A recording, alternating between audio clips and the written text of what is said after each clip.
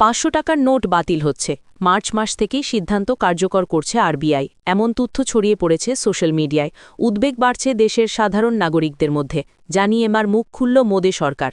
বর্তমানে 500 টাকার নোট নিয়ে উদ্বেগ গোটা দেশে। কারণ সম্প্রতি সোশ্যাল মিডিয়ায় ছড়িয়ে পড়েছে একাধিক তথ্য, যেখানে দাবি করা হচ্ছে চলতি বছর মার্চ মাস থেকে আর 500 টাকার নোট পাওয়া যাবে না এটিএমে। জানিয়ে দেশের সাধারণ মানুষের মধ্যে উদ্বেগ বাড়ছে।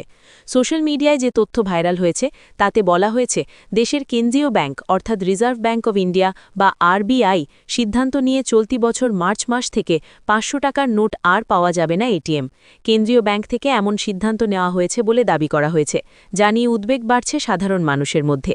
এই বিষয়ে সাধারণ মানুষের উদ্বেগ দূর করতে উদ্যোগ নিয়েছে মোদি সরকার। এই ইস্যুতে এবার মুখ খুলেছে তথ্য ও সম্প্রচার মন্ত্রক। প্রেস ইনফরমেশন ব্যুরোর তরফে এই বিষয়ে একটি বিবৃতি জারি করা হয়েছে। সেখানেই গোটা বিষয়টি স্পষ্ট করে দেওয়া হয়েছে। শুক্রবার প্রেস ইনফরমেশন ব্যুরোর তরফে একটি বিবৃতি জারি করে গোটা বিষয়টি খারিজ করে দেওয়া হয়েছে।